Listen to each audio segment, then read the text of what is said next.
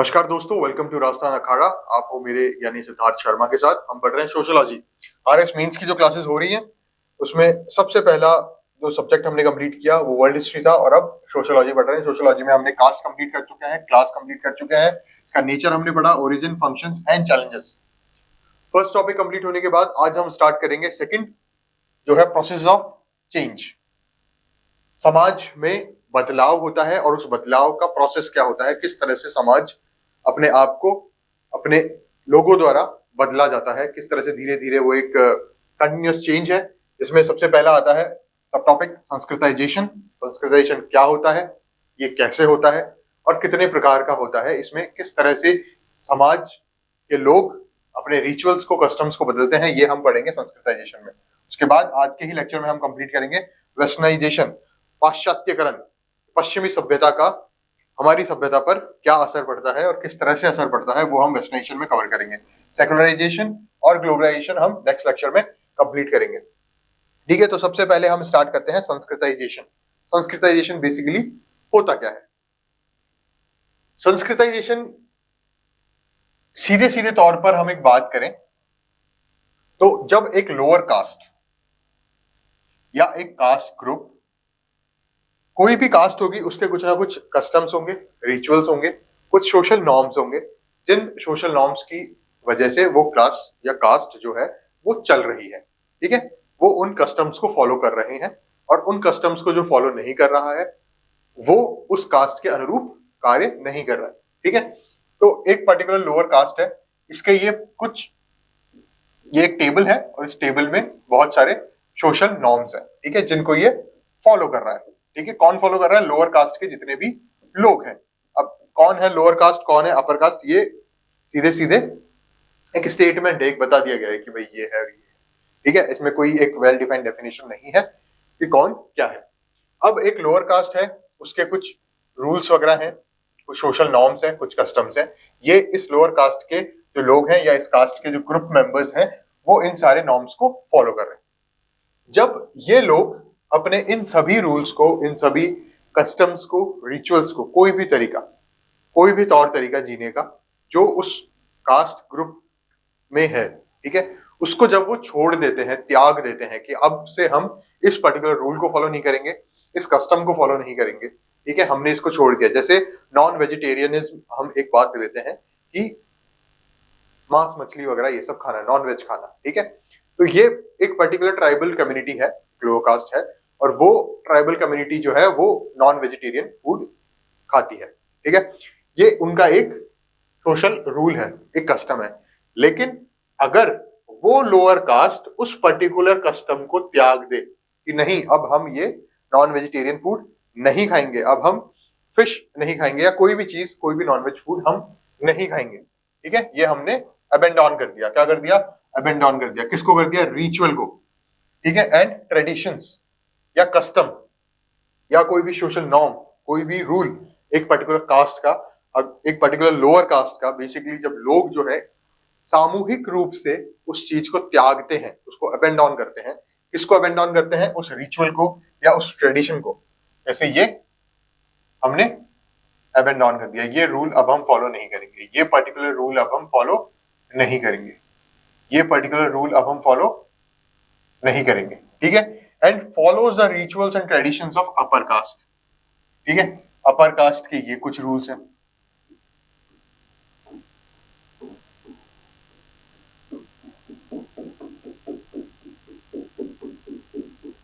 ठीक है, ये कुछ टेबल है जिसमें रूल्स हैं किसके? अपर कास्ट के। ठीक है, कस्टम्स है, ट्रेडिशंस है, सारी चीजें इसमें हैं, रिचुअल्स है। अब इन्होंने क्या किया? ये लोअर कास्ट का है, ठीक है, ये किसका है? ये अपर कास्ट का है। ठीक है, ये कुछ ट्रेडिशंस है लोअर कास्ट के, ये कुछ ट्रेडिशंस है अपर कास्ट के। अब लोअर कास्ट ने क्या किया? कुछ ट्रेडिशंस को त्याग दिया। ठीक है, किसने त्यागा? कुछ उनके लोगों ने, उस कास्ट के ग्रुप ऑफ पीपल ने ये कहा कि नहीं, साइंटिफिकली या किसी भी तरीके से, ठीक है, सोशली या नेशन के लिए या किसी भी तरह से वो एक पर्टिकुलर कस्टम जो है वो सही नहीं है, इसको त्यागना चाहिए। अब पहला सिस्टम तो क्या हुआ कि उन लोगों ने इसको त्याग दिया। दूसरा पॉइंट क्या हुआ कि उन्होंने एक्वायर क्या किया? ये पर्टिकुलर सिस्टम उन्होंने, ये पर्टिकुलर रूल उन्होंने यहाँ एक्वायर कर लिया। ठीक है, उन्होंने कहा ये बहुत अच्छा रूल है, ये वेजिटेरियन फूड जो है ये हमें खाना चाहिए। ठीक है, या जैसे यहाँ होता है कि अल्कोहल कंजम्पशन है, ठीक है, और ये अल्कोहल नहीं ले रहे, तो इन्होंने अल्कोहल कंजम्पशन को बंद कर दिया और ये जो रूल है टी टोटलिज्म वो ले लिया कि भाई हमें टी टोटलर बनना है, हमें अल्कोहल कंजम्पशन नहीं करना है। तो ये इन्होंने क्या किया, पहला स्टेप खुद के कस्टम, खुद के रिचुअल को त्यागा, और दूसरा स्टेप अपर कास्ट के कस्टम को, अपर कास्ट के रिचुअल को एक्वायर किया, अडॉप्ट किया, ठीक है, फॉलो किया। ठीक है, स्पेशली कौन करता है ये, ब्राह्मण्स। ठीक है, अपर कास्ट कौन सी, ब्राह्मण्स अपन ले लेते हैं। ठीक है, फॉर एग्जांपल ये ब्राह्मण का कोई कल्चर है कि जैसे नॉनवेज फूड नहीं खाना है, तो लोअर कास्ट का पहले कस्टम क्या था, नॉनवेज फूड खाना, और अब क्या किया, ब्राह्मण का कस्टम है कि नॉनवेज फूड ना खाना। तो इन्होंने अपने रिचुअल, अपने कस्टम, अपने ट्रेडिशन को छोड़ा और अपर कास्ट का कोई रिचुअल एक्वायर किया। तो इस पूरे प्रोसेस को, ये जो चेंज हुआ, इस चेंज को हम कहते हैं संस्कृताइजेशन। ठीक है,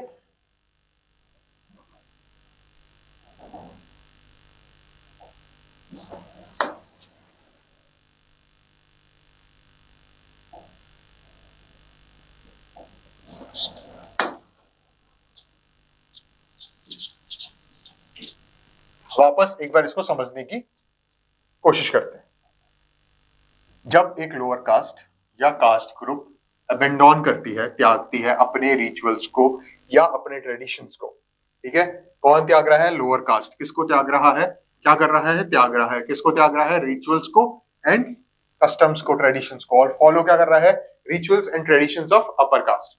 जब एक लोअर कास्ट ग्रुप एक अपर कास्ट ग्रुप के रिचुअल्स को अपनाता है, अपने रिचुअल्स को त्याग कर, उस पूरे प्रोसीजर को हम कहते हैं संस्कृताइजेशन। ये कंसेप्ट किसने दिया था, एमएन श्रीनिवास। एमएन श्रीनिवास ने कुर्ग में जाके वहां के लोगों के ऊपर स्टडी की, सोशियोलॉजिकल स्टडी, और एनालाइज किया socio economic aspects of the people of Coorg.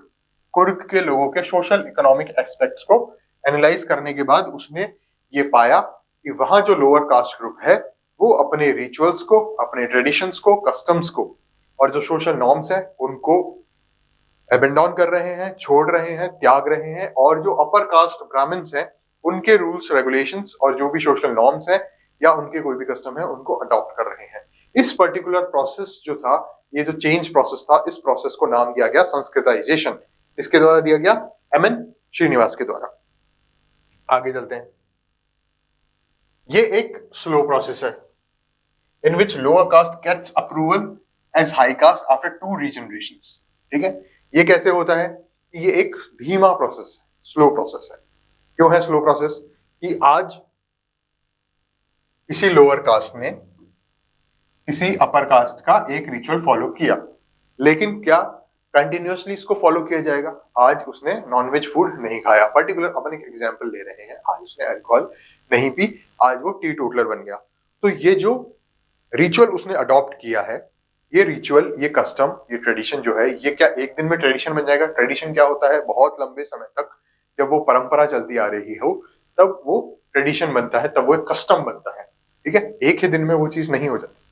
ठीक है, फिर क्या होता है कि मान लो एक जनरेशन ने उस चीज को अडॉप्ट कर लिया, ठीक है, लेकिन क्या ये संभव है कि वो जो रूल लोअर कास्ट ने खुद के रिचुअल को त्याग के अपर कास्ट के रिचुअल को अडॉप्ट किया था, क्या वो सेकंड जनरेशन भी उसको फॉलो कर पाएगी, या वापस वो अपने ही उसी लोअर कास्ट वाले जो रिचुअल था उसको कंटिन्यू रखेगा। ये जो पॉइंट है यही इसको स्लो प्रोसेस बनाता है।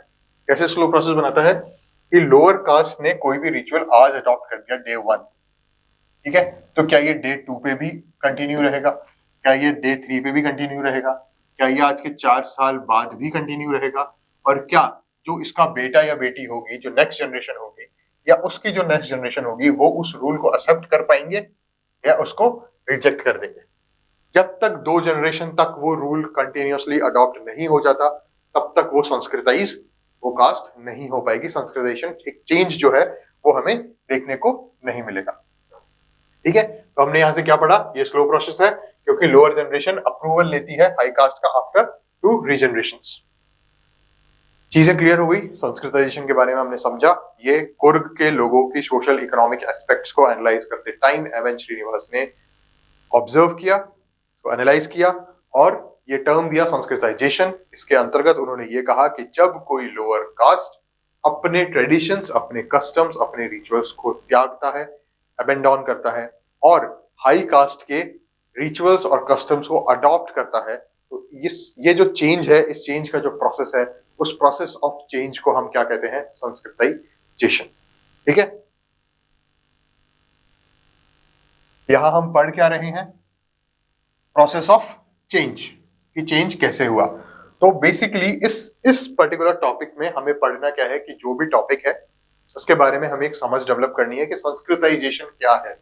बेसिकली एक डेफिनेशन, उसके बाद हम देखेंगे उस संस्कृताइजेशन के फीचर्स क्या क्या है, ठीक है, उसके विशेषताएं क्या क्या है, उसके कैरेक्टरिस्टिक्स क्या क्या है और ये कैसे हो रहा है। सीधा सा सिस्टम। प्रोसेस ऑफ चेंज में हम ये देखेंगे कि ये चेंज क्या है और ये चेंज कैसे हो रहा है और सोसाइटी को कैसे इंपैक्ट कर रहा है। ठीक है, ये तीन बातों में हम हर चीज में डिस्कस करेंगे कि वेस्टर्नाइजेशन क्या है और ये कैसे हो रहा है, सेकुलराइजेशन क्या है और ये कैसे हो रहा है। बेसिकली एग्जाम में अगर क्वेश्चन आता है तो इन दो डायमेंशंस पर ही क्वेश्चन पूछा जाएगा। आइदर पूछा जाएगा डिफाइन सेकुलराइजेशन और how secularisation impact the society, जैसा कि 2021 में 5 मार्क्स का क्वेश्चन आया था।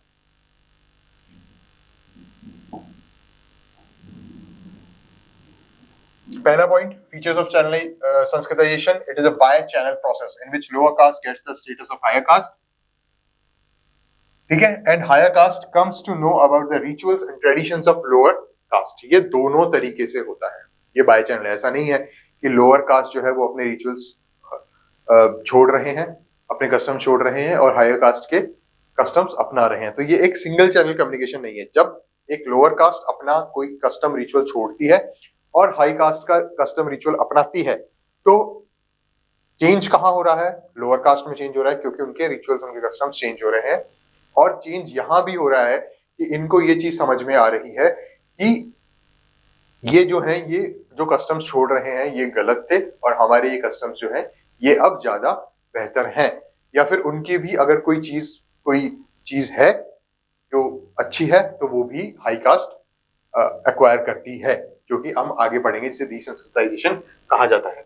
It is a bi channel process in which lower caste जो है get the status of higher caste and higher caste comes to know about the rituals and traditions of lower caste. Examples: Brahmin accepted the importance of folk deities. जो local देवी देवता हैं, जो लोक देवता है, जिनको हम कहते हैं, जो समाज से जुड़े हुए रहते हैं, ठीक है, उनकी, जैसे खेतरपाल हो गए या और भी बहुत सारे देवी देवता हैं, लोक देवता, उनकी इंपॉर्टेंस जो है वो हाई कास्ट को पता चल रही है। तो ये दोनों तरफ से चेंज हो रहा है। ऐसा नहीं है कि इसमें सिर्फ लोअर कास्ट चेंज हो रही है, इसमें हायर कास्ट को भी चेंज देखने को मिल रहा है। It is a collective process. ये एक सामूहिक चेंज है, एक सामूहिक प्रोसेस है कि धीरे धीरे ये चीज, एक आदमी के चेंज होने से पूरा कास्ट चेंज नहीं हो जाती। ये एक सामूहिक प्रोसेस है।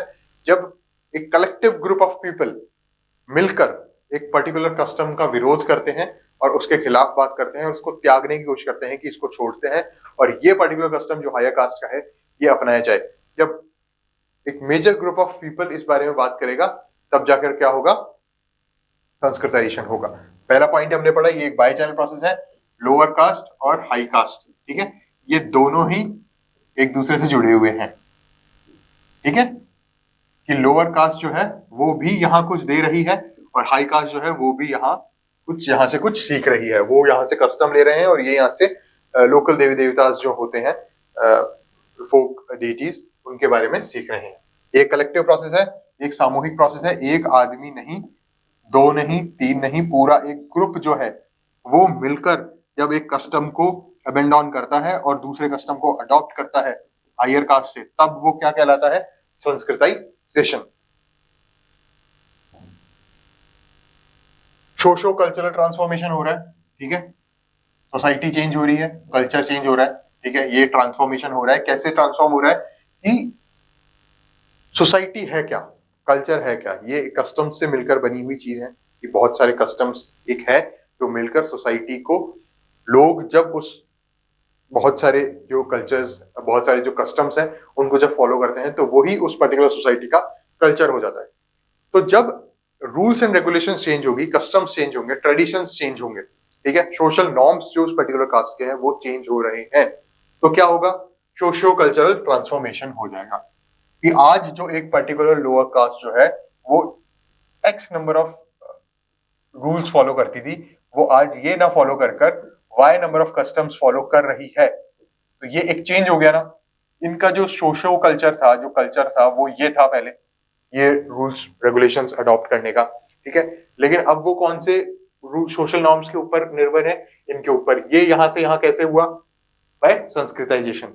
तो संस्कृताइजेशन बेसिकली क्या कर रहा है कि लोअर कास्ट के जितने भी कस्टम्स वगैरह है उनको धीरे धीरे धीरे धीरे कम करते हुए उन कस्टम्स को चेंज कर रहा है, और जैसे जैसे कस्टम्स ट्रेडिशन चेंज हो रहे हैं वैसे वैसे लोअर कास्ट का कल्चर चेंज हो रहा है। तो ये जब चीजें चेंज हो रही है तो लोअर कास्ट में social economic socio cultural transformation हो रहा है, ठीक है। It ensures the social advancement of lower cast, ठीक है। ये सोशल एडवांसमेंट लोअर कास्ट का करता है कि लोअर कास्ट कुछ ऐसे कस्टम्स हैं जिनके ऊपर निर्भर है। फॉर एग्जाम्पल कोई वो एक प्रोफेशन कर रहे हैं, ठीक है, जो सही नहीं है, जिसमें आमदनी कम है, लेकिन उनकी कास्ट की वजह से उनको वो पर्टिकुलर प्रोफेशन करना पड़ रहा है, वो उनका नॉर्म है कि ये सारी ये जो पर्टिकुलर कास्ट है ये यही प्रोफेशन करेगी। ये उनका एक कस्टम है, एक ट्रेडिशन है कि ये इन्हें करना पड़ेगा, चाहे उसमें पैसा उतना मिले चाहे ना मिले। लेकिन अगर एक ग्रुप ऑफ पीपल उस पर्टिकुलर कस्टम को छोड़ता है और कहता है कि नहीं, हम इस प्रोफेशन में नहीं जाएंगे, हमें कुछ और प्रोफेशन अब अडॉप्ट करना है, हमें कोई और जॉब करनी है, ये जो पर्टिकुलर कस्टम है ये अब नहीं चलेगा। तो इस तरह की जब चीजें होती हैं तो क्या होता है, सोशल एडवांसमेंट होता है कि वो जो गलत काम वो कर रहे थे या सोसाइटी के अनएक्सेप्टेबल जो काम वो कर रहे थे, जिसमें मनी भी कम थी, जो इकोनॉमिकली भी बेनिफिशियल नहीं था, उसको अबेंडन किया गया और दूसरा प्रोफेशन अडॉप्ट किया गया। लेकिन अब इसमें क्या होता है कि ये लोअर कास्ट का सिर्फ सोशल स्टेटस चेंज करते हैं, ठीक है। सोशल स्टेटस जो होता है सिर्फ वही चेंज किया जाता है कि आज अच्छा कोई पर्टिकुलर बंदा है वो लोअर कास्ट से है, तो हमारी एक पर्टिकुलर ये होती है कि ये XYZ कस्टम्स फॉलो कर रहा होगा। लेकिन जब हम उससे बात करते हैं और हमें पता चलता है, हमारी जो परसेप्शन उसके लिए था कि XYZ कस्टम्स फॉलो कर रहा होगा, जब हमें पता चलता है कि नहीं, अब ये वो कस्टम्स फॉलो नहीं कर रहा है, अब ये ABCD ये पर्टिकुलर 4 कस्टम्स ये फॉलो कर रहा है, तो हमें क्या होता है, उसका सोशली वो एडवांस नजर आता है कि नहीं, अब ये पहले जैसा नहीं है, अब इसके जो कस्टम्स थे वो धीरे धीरे चेंज हो रहे हैं और ये सोशली एडवांस हो रहा है। तो वो पर्टिकुलर बंदा जो लोअर कास्ट से है उसका सोशल स्टेटस तो चेंज हो जाता है लोअर कास्ट का, but social infrastructure remains unchanged. जिस परिवेश में वो रह रहा है, जिस इकोनॉमिकल कंडीशंस में वो रह रहा है, जो इंफ्रास्ट्रक्चर उसके पास है वो चेंज नहीं होता। सिर्फ सोसाइटी का जो परसेप्शन है उसके लिए वो एडवांस उसको मानने लग जाता है, मॉडर्न उसको मानने लग जाता है, अगर वो संस्कृताइज हो जाता है। तो अगर वो अपने उन कस्टम्स को छोड़ देता है जो कस्टम सोशली बैकवर्ड थे, ठीक है, जो कस्टम्स उसको सोशली बैकवर्ड बना रहे थे, वो कस्टम्स अगर वो अबेंडन करता है और हाई कास्ट के अच्छे कस्टम्स जो भी उसको लगते हैं साइंटिफिकली या किसी भी तरीके से जो सोशली एक्सेप्टेबल हो, उन कस्टम्स को अडॉप्ट करता है, तो सिर्फ लोगों का परसेप्शन उसके लिए बदलता है कि हाँ अब ये मॉडर्न हो गया है, अब ये सोशली एडवांस हो गया है। लेकिन वो जिस सोशल कंडीशंस में रह रहा है, उसका घर जहां है, उसके पास जो इंफ्रास्ट्रक्चर है, उसके पास जो जॉब है या इकोनॉमिकल कंडीशंस हम कहते हैं, वो कंडीशन चेंज नहीं होती है, ठीक है। तो ये सोशल स्टेटस चेंज करता है संस्कृताइजेशन, जो इंफ्रास्ट्रक्चर है, सोशल इंफ्रास्ट्रक्चर, वो चेंज नहीं होता। अब हम पढ़ेंगे डीसंस्कृताइजेशन। संस्कृताइजेशन हमने पढ़ लिया, ठीक है। क्या होता है संस्कृताइजेशन, जब लोअर कास्ट अपने कस्टम्स रिचुअल्स को छोड़ती है, ग्रुप ऑफ पीपल अपने कस्टम्स रिचुअल्स ट्रेडिशंस को छोड़ते हैं और हाई कास्ट के किसी भी कस्टम रिचुअल को अडॉप्ट कर लेते हैं, तो इस चेंज को हम क्या कहते हैं, संस्कृताइजेशन। ये कीवर्ड दिया गया था MN श्रीनिवास द्वारा कुर्ग में लोगों की सोशल इकोनॉमिक कंडीशंस को एनालाइज करते टाइम, ठीक है। अब हम पढ़ेंगे डीसंस्कृताइजेशन। जब संस्कृताइजेशन MN श्रीनिवास ने दिया तो डीसंस्कृताइजेशन भी उन्हीं की एक थ्योरी थी। वहां क्या हो रहा है, संस्कृताइजेशन में क्या हो रहा था, lower caste high cast, high cast से चीजें यहां आ रही थी, ठीक है। अब क्या हो रहा है, high caste lower caste, lower caste के जो कस्टम्स रिचुअल्स हैं वो हाई कास्ट में आ रहे हैं। तो बेसिकली डीसंस्कृताइजेशन है जब higher caste specially Brahmins abandons their rituals and traditions and then it is known as de-संस्कृताइजेशन। चीजें समझ में आई?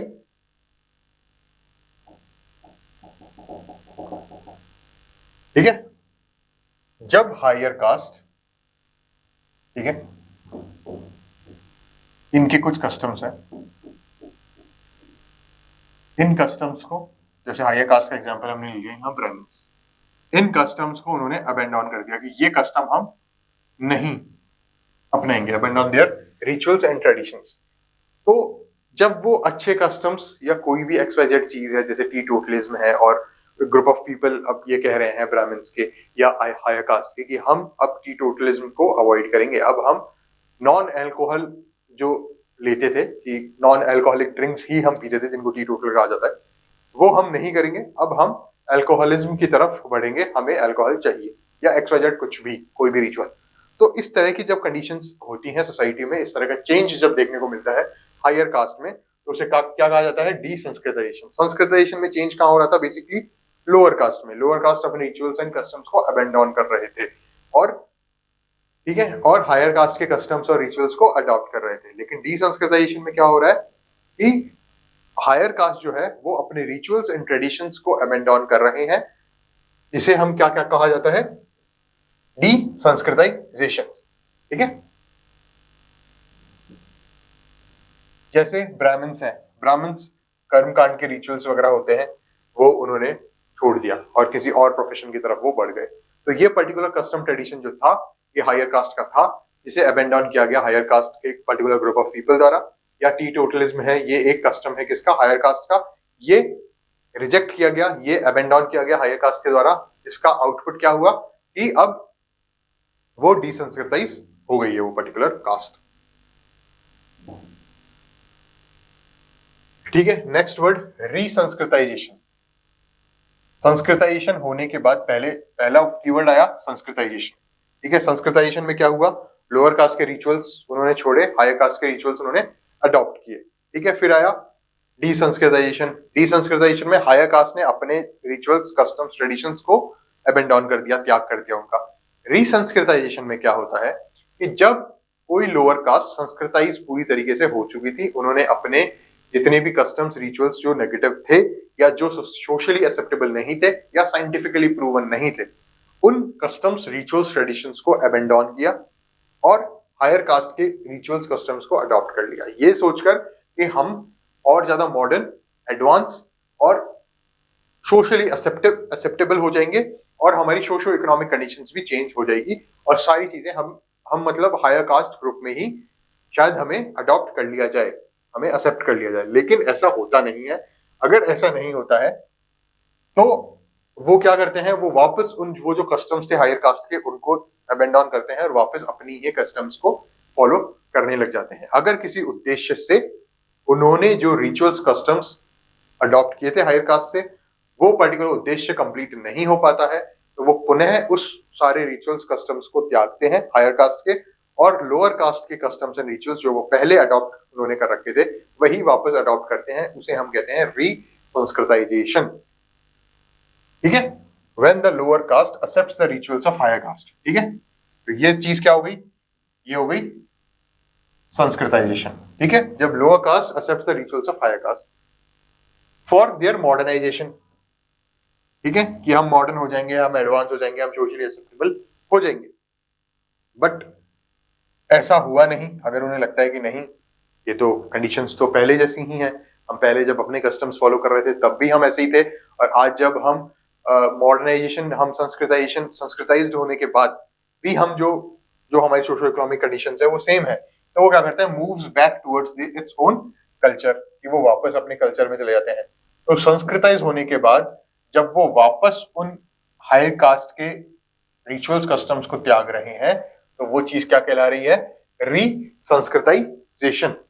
संस्कृताइज होने के बाद, हायर कास्ट के रिचुअल्स, कस्टम्स को अडॉप्ट करने के बाद उन्हें वापस त्याग देना, क्योंकि उनसे कोई खास ज्यादा फर्क पड़ा नहीं, उन्हें ऐसा लगा, तो उस वजह से वो मॉडर्नाइज होना चाहते थे। हायर कास्ट के कस्टम्स संस्कृताइज होने के लिए, हायर कास्ट के कस्टम्स, रिचुअल्स को अडॉप्ट करने के बाद, लेकिन उनमें वो हो नहीं पाया, कि वो उन्हें लगा नहीं कि हम इतने मॉडर्नाइज हो गए हैं संस्कृताइज होने के बाद, तो उन्होंने वापस वो जो हायर कास्ट के रूल्स कस्टम्स रिचुअल्स थे उनको त्याग दिया और पुनः अपने जो कस्टम्स रिचुअल्स थे उन पर आ गए। इस पूरे प्रोसेस को संस्कृताइज होने के बाद वापस उसी स्थिति में आ जाने के प्रोसेस को हम कहते हैं री संस्कृताइजेशन।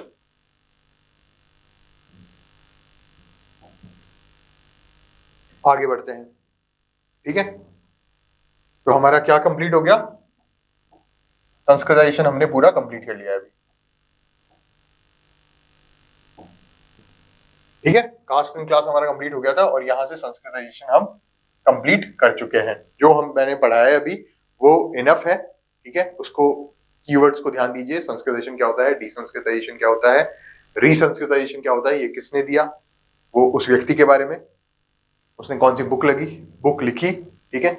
और उसके बाद फीचर्स ऑफ संस्कृताइजेशन, अगर डिसंस्कृताइजेशन के फीचर्स पूछे तो वही सारी चीजें हैं, ठीक है, वही फीचर्स हैं, उनको चेंज करके आप लिख सकते हैं, लेकिन डिसंस्कृताइजेशन डायरेक्टली सिलेबस में अपने है नहीं, तो उसके बारे में जानना कि वो क्या होता है वो इनफ है। रीसंस्कृताइजेशन के बारे में जानना कि वो होता क्या है, बेसिक नॉलेज, वो इनफ है। लेकिन जो प्रोसेस ऑफ चेंज हमें बताया गया है, वो प्रोसेस ऑफ चेंज बेसिकली जो इंपॉर्टेंट है वो है संस्कृताइजेशन, ठीक है। आगे चलते हैं, संस्कृताइजेशन के बाद अब हम शुरू करेंगे वेस्टर्नाइजेशन।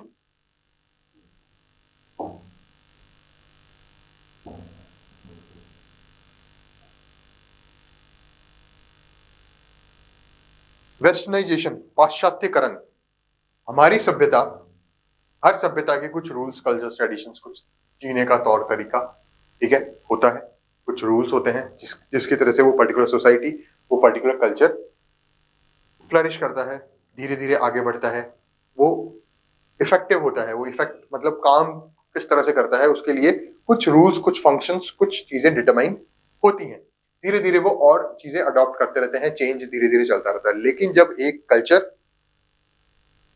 किसी और कल्चर से डायरेक्टली और इनडायरेक्टली इन्फ्लुएंस होता है तो वो एक बहुत ही स्पीड तरीके से चेंज उसमें नजर आता है। तो यहां हम जो चेंज पढ़ रहे हैं वो है वेस्टर्नाइजेशन, पाश्चात्यकरण। कि पाश्चात्य सभ्यता के जो कल्चर, जो ट्रेडिशंस, जो जिस तरह से वो अपनी लाइफस्टाइल जी रहे हैं, उस लाइफस्टाइल का तरीका, वो जब हमारी सभ्यता को, हमारे कल्चर को जब चेंज करता है, और किस तरह से वो चेंज करता है, उसे कहते हैं वेस्टर्नाइजेशन। आइडियोलॉजी, सोचने का तरीका, थॉट प्रोसेस, ठीक है, विचार, एंड सोशल वैल्यूज, इन दो चीजों को जब हम अडॉप्ट करते हैं वेस्टर्न नेशन की, वेस्टर्न नेशन कौन से आ गए, वेस्टर्न नेशन जो वेस्ट में है, यूएस, ठीक है, और इंग्लैंड, ये सारी चीजें जो हमारे वेस्ट साइड में है, उनकी संस्कृति की जो आइडियोलॉजी है, जो थिंकिंग है, जो थॉट प्रोसेस है, उसको जब अडॉप्ट किया जाता है, जो सोशल वैल्यूज उनकी है, उनको जब अडॉप्ट किया जाता है, तो उसे वेस्टर्नाइजेशन कहा जाता है, कि आप वेस्टर्नाइज्ड हो गए हैं, ये चीज कहा जाती है। अब इसमें क्या होता है कि आपकी हमेशा सोशल वैल्यूज या तो बिल्कुल डिफरेंट होगी, या एक दूसरे से रिलेटेड होगी, या अपोजिट होगी, ठीक है। फॉर एग्जाम्पल, इंडियन कल्चर में हमें क्या सिखाया जाता है कि जीवन निर्वाह का तरीका होना चाहिए और एक पर्टिकुलर इनकम आप बना के चलिए, ठीक है, ज्यादा आपको मतलब स्पिरिचुअली आपको एडवांस होना है,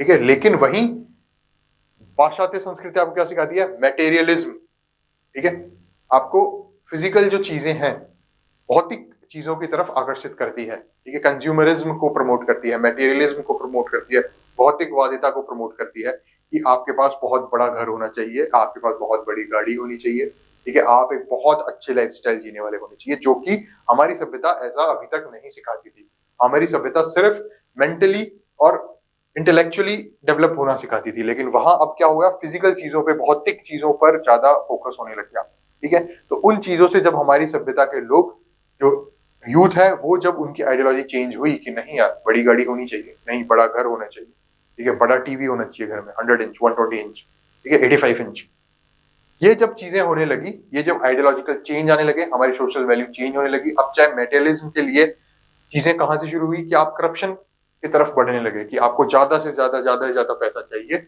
और बहुत फास्ट चाहिए, ठीक है। तो जब मेटेरियलिज्म आया तब ही करप्शन की तरफ लोग बढ़ने लगे। तो खुद की जो सोशल वैल्यूज है, खुद की जो आइडियोलॉजीज है, उसको त्यागना या उससे डेविएट होना, और पाश्चात्य संस्कृति की वेस्टर्न नेशन की जो सोशल वैल्यूज है उनको अडॉप्ट करना, इनकी वजह से जो चेंज आया है उसे हम कहते हैं वेस्टर्नाइजेशन। ये कंसेप्ट भी किसने दिया? एमएन श्रीनिवास ने दिया। ठीक है, दो तरह का वेस्टर्नाइजेशन होता है। ठीक है, एक प्राइमरी वेस्टर्नाइजेशन, एक सेकेंडरी वेस्टर्नाइजेशन। ठीक है, प्राइमरी वेस्टर्नाइजेशन क्या कि सीधे सीधे ऊपरी तौर पर चेंज हो जाना, कि आप पहले शर्ट पहन रहे थे या आप पहले धोती कुर्ता पहन रहे थे, अब आप टी शर्ट पहन रहे हैं, जीन्स पहन रहे हैं।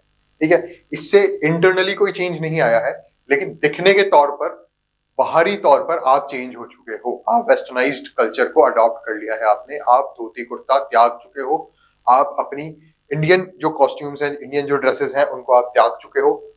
ठीक है, आप फॉर्मल ना होकर अब आप क्या हो चुके हो? वेस्टर्न कल्चर में इन्फ्लुएंस हो चुके हो। आप टी शर्ट पहनते हैं या और ओवरसाइज टी शर्ट आ रही है या और कोई बढ़िया चीजें जो वेस्टर्न कल्चर आपको दे रहा है, वो चीजें। तो प्राइमरी वेस्टर्नाइजेशन में ऊपरी तौर पर आप वेस्टर्नाइज हो रहे हो। ठीक है, कि आप हिंदी ना बोलकर आप इंग्लिश बोल रहे हो। ठीक है, आप ये जो फिजिकली जो ड्रेसअप वाला सिस्टम है, इसमें आप चेंज हो रहे हो, आप हेयर स्टाइल चेंज कर रहे हो। ठीक है, ये जो ऊपरी तौर पर जो चेंज आ रहा है, ठीक है, अब आप हिंदी मूवीज ना देखकर इंग्लिश मूवीज देख रहे हैं, या मूवीज वो देख रहे हैं जो साइंटिफिकली एडवांस्ड है। ठीक है, स्काईफाई मूवीज हैं, वो मूवीज आप देख रहे हो। आप म्यूजिक का जो टेस्ट है वो आपका चेंज हो चुका है, अब आप गजलें नहीं सुन रहे, अब आप बॉलीवुड म्यूजिक ना सुनकर western music, hip hop, jazz और उन सब की तरफ आप जा रहे हो। आप फूड हैबिट जो है वो आपकी चेंज हो रही है। ठीक है, अब आप उस तरह से अपना दिन में भोजन नहीं कर रहे हैं जिस तरह से इंडियन ट्रेडिशंस में था। अब आप वही 7 कोर्स मील और सुबह breakfast, lunch, dinner, keto diet और वो सारी चीजें, आप प्रोटीन रिच डाइट आप ऐड कर रहे हो, बैलेंस डाइट की तरफ आप ध्यान ना देकर। तो ये जो ऊपरी तौर पर जो वेस्टर्नाइजेशन हो गया है, इसे हम कहते हैं प्राइमरी वेस्टर्नाइजेशन। ठीक है, अब हम बढ़ते हैं सेकेंडरी वेस्टर्नाइजेशन की तरफ। सेकेंडरी वेस्टर्नाइजेशन आपको थोड़ा और पाश्चात्य बनाता है, आपको अंदरूनी तौर पर आपको चेंज करता है, आपकी सोशल वैल्यूज को चेंज करता है, आपके एजुकेशन सिस्टम पे प्रभाव डालता है, कि जो पहले चीजें संस्कृत में पढ़ी जा रही थी, फिर वो हिंदी की तरफ चेंज हुई और अब वो आप इंग्लिश में पढ़ रहे हो। आपके दिमाग में ये चीजें आ रही है कि आप अगर सामने वाले से कम्युनिकेट करोगे और अगर आप इंग्लिश में कर रहे हो तो आपकी पर्सनालिटी ज्यादा प्रभावी तरीके से उसके सामने आएगी। ये जो मानसिकता सामने आई है, ये मानसिकता किसने दी है? वेस्टर्नाइजेशन की देन है। ठीक है, तो अंदरूनी तौर पर जब चेंज हो रहा है तो वो क्या कहला रहा है? Secondary westernisation. कि आपको इंटरनली चेंज कर दिया गया है, आपकी सोशल थॉट प्रोसेस को चेंज कर दिया गया है, आपकी सोशल वैल्यूज को चेंज कर दिया गया है through education system, by media और या किसी भी तरीके से। ठीक है, इन्फ्लुएंस कहां से होते हैं? आप मीडिया से, न्यूज़पेपर से और इन सब चीजों से। जब वो मीडिया आपको एक्सटर्नली इन्फ्लुएंस करे, आपके म्यूजिक, आपके टेस्ट को इन्फ्लुएंस करे, ठीक है, इंटरनली आप चेंज नहीं हो रहे हो, लेकिन आपकी जो प्रेफरेंसेस हैं वो चेंज हो रही है। आप अब ड्रेसिंग सेंस आपका चेंज हो रहा है, फूड हैबिट्स आपकी चेंज हो रही है। तो इन सब चीजों को हम क्या कहते हैं? प्राइमरी वेस्टर्नाइजेशन और प्राथमिक पाश्चात्यकरण। और सेकेंडरी वेस्टर्नाइजेशन में क्या हो रहा है कि आप इंटरनली चेंज हो रहे हो, आपकी थॉट प्रोसेस, आपकी सोशल वैल्यूज जो है, आपकी लाइफस्टाइल का तरीका, वो सारी चीजें चेंज हो रही है। इसे हम कहते हैं सेकेंडरी वेस्टर्नाइजेशन। अब इम्पैक्ट ऑफ वेस्टर्नाइजेशन पढ़ लेते हैं हम। ठीक है, इम्पैक्ट ऑफ वेस्टर्नाइजेशन हम देखते हैं कि सबसे पहले इंडियन इकोनॉमी पे उसका इफेक्ट पड़ा। ठीक है, इकोनॉमी पे कैसे इफेक्ट पड़ा कि पहले जो चीजें सिर्फ नीड के ऊपर डिपेंड थी, कि इस चीज की नीड है, इसको हमें लेना है। अब नीड तो चाहिए ही, डिजायर भी हो गई, क्योंकि मैंने बताया था कि वेस्टर्नाइजेशन में क्या हो रहा है कि मटेरियलिज्म पे ज्यादा ध्यान दिया जा रहा है, कंज्यूमरिज्म पे ज्यादा ध्यान दिया जा रहा है। ठीक है, पहले सिर्फ एक चीज की जरूरत हुआ करती थी, अब 10 चीजों की डिजायर्स होने लग गई हैं, ये 10 चीजें मुझे चाहिए। तो जब इस तरह की कंडीशंस डेवलप होती है तो इंडियन इकोनॉमी, जीडीपी बढ़ेगी, डिमांड बढ़ेगी, सीधी सीधी बात है। ठीक है, कंज्यूमरिज्म हो रहा है तो डिमांड बढ़ेगी। पहले लोग 5 डिजिट सैलरी में खुश थे, अब 6 digit 7 digit salary per month उन्हें चाहिए। तो ये चीजें कहां से आई है? क्योंकि उन्हें और अच्छी लाइफस्टाइल जीनी है, उन्हें और ज्यादा बड़ी गाड़ी चाहिए और बड़ा घर चाहिए। तो ये जो भौतिकवादिता जो लोगों में आई है, ये पाश्चात्य संस्कृति की ही देन है। तो इस तरह से हमारी इंडियन इकोनॉमी चेंज हुई। पॉलिटिक्स इस तरह चेंज हुई कि पहले जो चीजें सीधे सीधे पॉलिटिक्स में चलती थी, अब वो मीडिया इन्फ्लुएंस बहुत ज्यादा हो गया। ठीक है, कि मीडिया का इन्फ्लुएंस है सोसाइटी पर किस तरह से। पॉलिटी पहले सिर्फ ये चलती थी कि हमें इलेक्शन जीतना है और ये पर्टिकुलर काम सोशल वेलफेयर के लिए हमें करने हैं, ये मेंटेलिटी थी। अब वो एक प्रोडक्ट की तरह देखने लगा, एक वोट एक प्रोडक्ट है, इसको कैसे ना कैसे पॉलिटिक्स को खरीदना है, खुद पार्टी की मार्केटिंग करनी है किस तरह से, वो सारी चीजें कहाँ की देन है, वेस्टर्नाइजेशन की देन है। सोशल अरेंजमेंट चेंज हुआ है। सोशल अरेंजमेंट वेस्टर्नाइजेशन से कैसे चेंज हुआ कि पहले जो अरेंजमेंट था वो क्या था कि घर में सिर्फ एक किचन होता था, एक जगह खाना बनता था, देशी घी से खाना बनेगा, ठीक है, पूरा परिवार साथ बैठ के खाना खाएगा, और एक जॉइंट फैमिली इसको कहते हैं वो पहले हुआ करती थी। लेकिन ये सोशल अरेंजमेंट अब चेंज हो चुका है। लोग किस तरफ चले गए, ज्वाइंट फैमिली की जगह न्यूक्लियर फैमिली की तरफ, ठीक है, कि हस्बैंड वाइफ और सिर्फ बच्चे, माँ बाप जो है वो उनसे अलग होके, ठीक है। तो इस तरह का सोशल अरेंजमेंट जो चेंज हुआ वो किसकी देन है, वेस्टर्नाइजेशन की देन है। वेस्टर्नाइजेशन की देन कैसे हुई, थ्रू मीडिया, मूवीज, या इस तरह का जो इन्फ्लुएंस यहाँ से मिलकर ये सोशल अरेंजमेंट चेंज हुआ, पॉलिटी चेंज हुई और इकोनॉमी चेंज हुई। ये किसका परिणाम था, वेस्टर्नाइजेशन का। इंडियन आर्किटेक्चर चेंज हुआ, ठीक है। पहले का आर्किटेक्चर बिल्कुल सिंपल, ठीक है, कुछ नहीं, सीधी सिंपल घर बन रहे हैं, सब कुछ सिंपल सिंपल सा हो रहा है। जो आवश्यकता है सिर्फ वो, अब आवश्यकता तो पूरी होनी ही चाहिए, ठीक है, जो डिजायर्स हैं वो भी पूरी होनी चाहिए, जो इच्छाएं हैं वो भी पूरी होनी चाहिए। हमारा घर आकर्षक लगना चाहिए, हमारा जो एलिवेशन है, फ्रंट है, वो बहुत डिजाइनर दिखना चाहिए, पिलर्ड अप्रोच होनी चाहिए, ठीक है।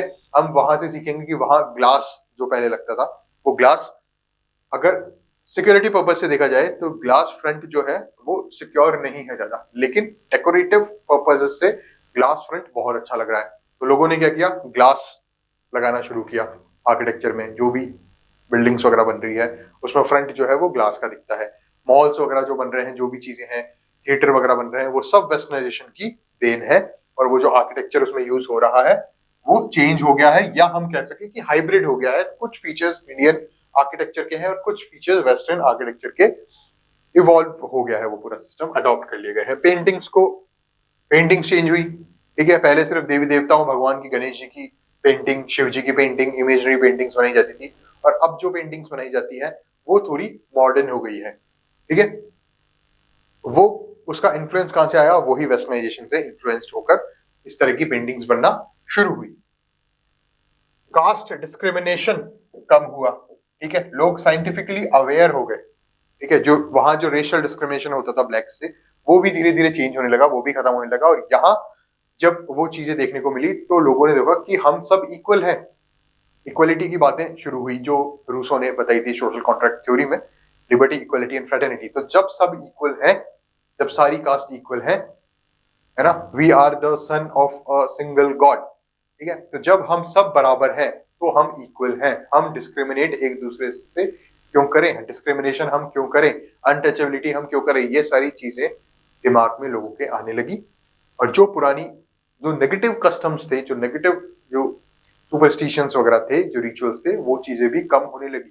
तो पाश्चात्यकरण का नेगेटिव एंड पॉजिटिव दोनों तरीके से इफेक्ट पड़ा। ये कोई हम नहीं कह सकते कि ये सिर्फ पॉजिटिव ही इसका चेंज है।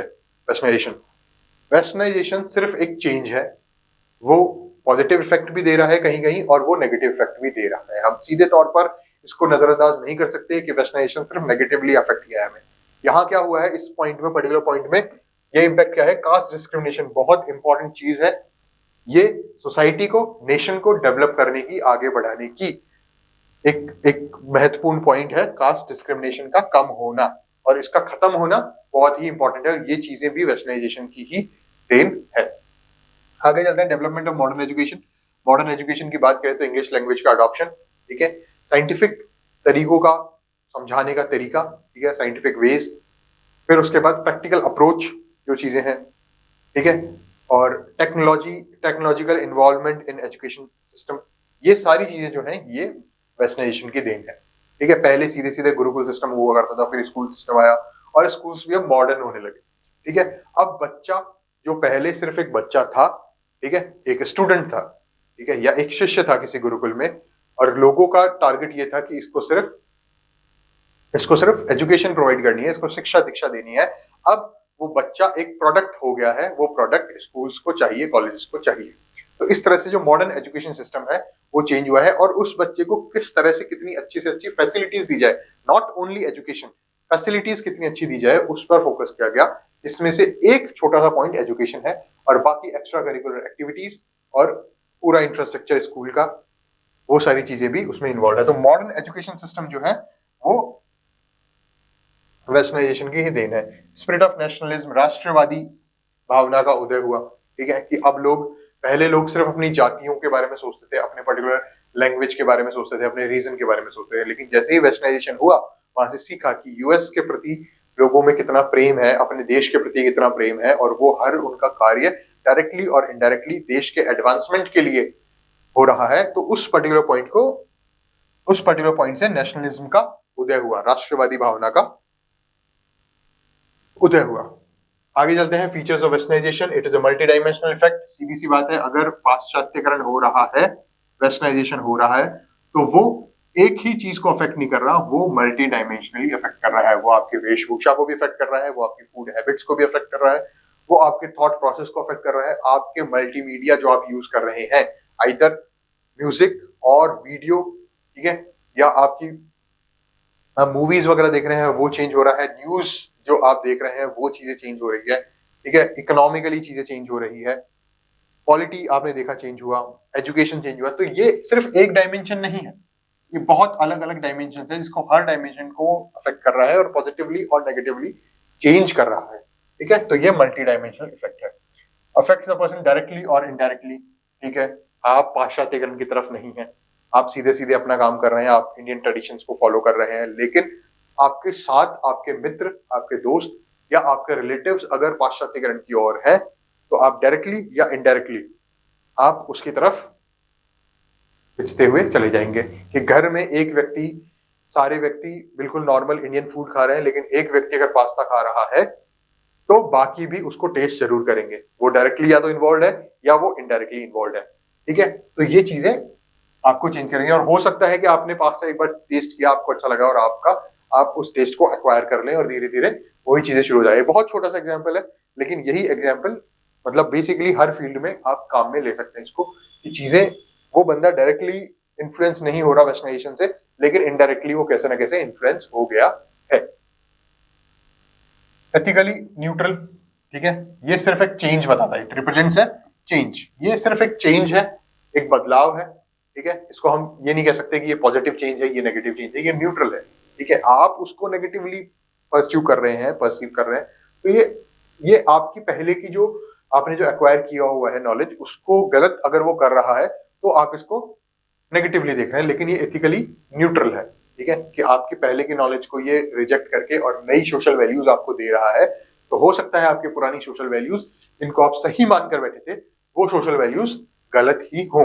तो ये ऐसा नहीं है, एक कल्चर के लिए जो सही है वो दूसरे कल्चर के लिए गलत हो सकता है, लेकिन एक बड़े फ्रेम पर, एक बड़ी स्क्रीन पर हम देखें तो वो दोनों चीजें अपनी अपनी जगह सही है। तो ये न्यूट्रल है, ये सिर्फ एक चेंज को रिप्रेजेंट करता है। इट अफेक्ट्स पर्सनालिटी, पर्सनालिटी को अफेक्ट करेगा ही सीधे सीधे, कि पहनने का तरीका चेंज हो गया, सोचने का तरीका चेंज हो गया, एजुकेशन जो आपने एक्वायर की वो आपकी चेंज हो गई। तो एक व्यक्ति जो गुरुकुल में पढ़ा हुआ है और एक व्यक्ति जो मॉडर्न हाई स्कूल में पढ़ा हुआ है, और वो दोनों जब सामने आते हैं तो उन दोनों की पर्सनालिटीज में ड्रास्टिक डिफरेंस आपको देखने को मिलेगा। ये ड्रास्टिक डिफरेंस डायरेक्टली और इनडायरेक्टली वेस्टर्नाइजेशन की ही देन है। एक व्यक्ति जो पूरी तरह इंडियन ट्रेडिशंस को फॉलो कर रहा था, और एक व्यक्ति जो डायरेक्टली पूरी तरीके से इन्फ्लुएंस था वेस्टर्न कल्चर के, उन दोनों की पर्सनालिटीज में ड्रास्टिक डिफरेंस होगा। ठीक है, वेस्टर्नाइजेशन बेस्ड ऑन लॉजिक। सीधा सीधा अगर कोई बात लॉजिकल है, अगर कोई बात अच्छी लग रही है तो वो एक्सेप्ट होगी, इसमें कोई दोहराई नहीं है। अगर कोई व्यक्ति अपने सोशल वैल्यूज, अपने कल्चर के प्रति बहुत ही ज्यादा डेडिकेटेड है, वो उसको अंधभक्त की तरह उसको फॉलो कर रहा है, लेकिन उसको कल वेस्टर्न कल्चर की कोई एक बात पता चलती है, कोई ट्रेडिशन पता चलता है, और उसको लॉजिकली वो करेक्ट लगता है, ये बिल्कुल सही है, ये साइंटिफिकली प्रूवन है, ये कस्टम हमें फॉलो करना चाहिए, और अगर वो उसको फॉलो करता है तो ये पूरी तरह से सही है, ये लॉजिक पर बेस्ड है। ठीक है, तो westernisation is based on logic.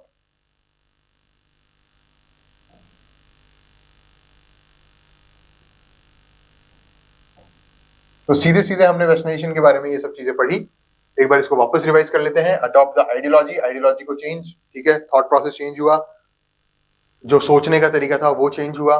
ठीक है, वैल्यू, सोशल वैल्यूज चेंज हुई, कि पहले सिर्फ इंटीग्रिटी, ऑनेस्टी एक वैल्यू हुआ करती थी, लेकिन अब करप्शन जो चीजें आई हैं, कंज्यूमरिज्म, मटेरियलिज्म की जो वैल्यूज आई हैं, जो ऐड हुई हैं, वो जो चीजें हैं, सोशल वैल्यूज का चेंज होना, आइडियोलॉजी का चेंज हो जाना, ठीक है, कहाँ से चेंज हो जाना, वेस्टर्न कल्चर से चेंज हो जाना, वेस्टर्न नेशन से, तो क्या कहते हैं, वेस्टर्नाइजेशन कहते हैं।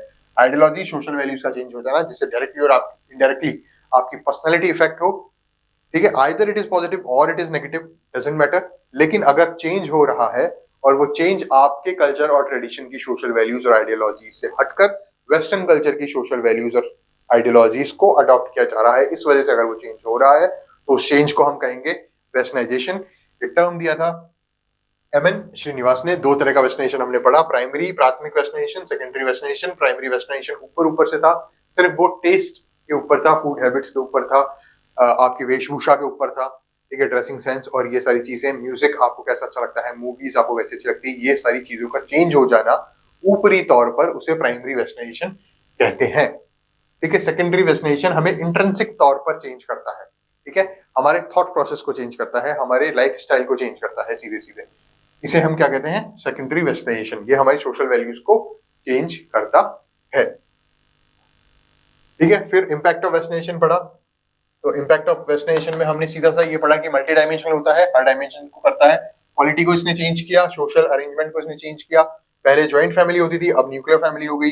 पहले पॉलिटिक्स जो होती थी वो सोशल वेलफेयर के लिए होती थी, अब वो वोट को या जनता को सिर्फ प्रोडक्ट के तौर पर देखती है, ठीक है। तो इकोनॉमी, जीडीपी थोड़ी इंक्रीज हो गई, ठीक है, पहले सिर्फ पेट भरने के लिए खाया जाता था, अब टेस्ट के लिए खाया जाता है। पहले सिर्फ जो नीड्स होती थी उनको फुलफिल किया जाता था, रोटी कपड़ा और मकान, लेकिन अब मेबलिन भी चाहिए, लॉरियल भी चाहिए, ठीक है, और गाड़ी भी बड़ी चाहिए, घर भी बड़ा चाहिए, घर में होम थिएटर भी चाहिए। तो ये जो सारी चीजें हैं, ये कहाँ की देन है, वेस्टर्नाइजेशन की देन है, कंज्यूमरिज्म की देन है, ठीक है। मटेरियलिज्म, भौतिकवादिता जो एक वैल्यू है, वो कहाँ से सीखने को मिली, वेस्टर्न नेशन से सीखने को मिली, जिससे लोग अधिक से अधिक खरीदने पे मजबूर हुए और अधिक से अधिक खरीदने के लिए उन्हें अधिक से अधिक इनकम की जरूरत पड़ी। इस वजह से जो इकोनॉमी ऑफ द नेशन है वो बढ़ी, और ये सीधे सीधे जीडीपी ऑफ द नेशन है वो बढ़ी, और ये सीधे सीधे इकोनॉमी को पॉजिटिवली इसने अफेक्ट किया। आगे चलते हैं, पॉलिटी की बात करते हैं। पॉलिटी में भी यही चेंज हुआ, सोशल अरेंजमेंट ज्वाइंट फैमिली से न्यूक्लियर फैमिली में चेंज हो जाना, और लोगों का और ज्यादा एडवांस मॉडर्न हो जाना, ठीक है, वो सारी चीजें सोशल अरेंजमेंट को चेंज करती है। इंडियन आर्किटेक्चर को कैसे चेंज किया वो हमने बताया, पेंटिंग्स को कैसे चेंज किया, कास्ट डिस्क्रिमिनेशन कम हुआ, ठीक है। पहले उतना जो कास्ट डिस्क्रिमिनेशन होता था वो लॉजिक, वो ये वाला पॉइंट जो लास्ट पॉइंट है जो अब आएगा, ठीक है, लॉजिक को ही ध्यान में रखते हुए कास्ट डिस्क्रिमिनेशन को चेंज किया गया कि अब कास्ट डिस्क्रिमिनेशन नहीं होगा, all castes are equal, no discrimination, no untouchability is will happen, ठीक है। तो कास्ट डिस्क्रिमिनेशन कम हुआ, चीजें लॉजिक पे सोची गई कि क्या ये सही है, क्या ये गलत है, और सही है तो ही उसको अडॉप्ट किया गया, either it is scientifically right और हमारे लिए वैसे डायरेक्टली इनडायरेक्टली कैसे भी राइट हो।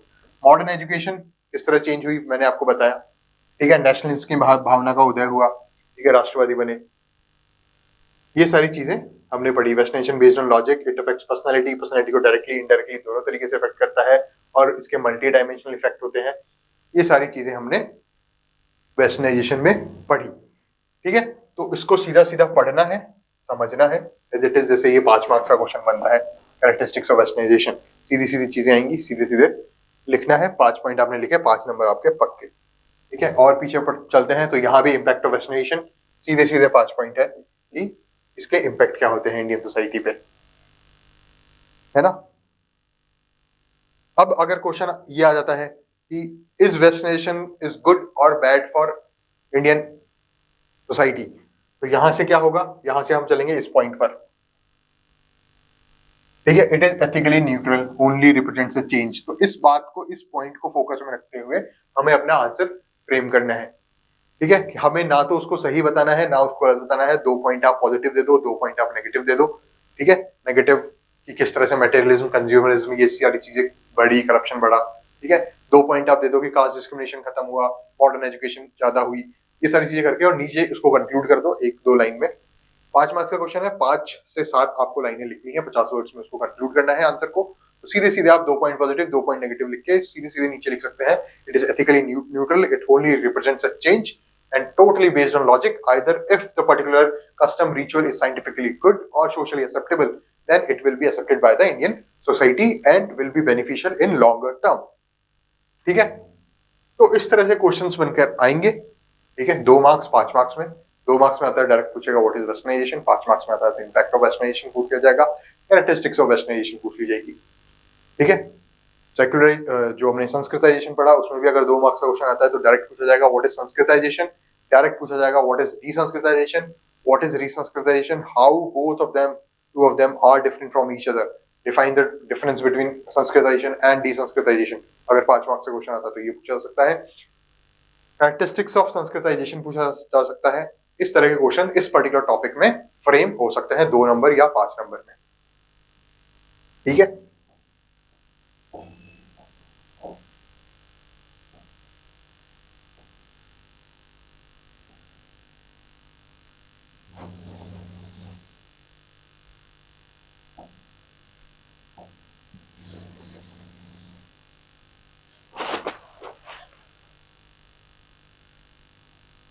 क्लास कंप्लीटेड, संस्कृताइजेशन आज कंप्लीट कर दिया, वेस्टर्नाइजेशन आज कंप्लीट कर दिया। नेक्स्ट लेक्चर में हम पढ़ेंगे सेक्युलराइजेशन पर और ग्लोबलाइजेशन पर। ये 2 टॉपिक्स नेक्स्ट लेक्चर हमने खत्म किए और हमारा आधा सोशियोलॉजी कंप्लीट हो जाएगा।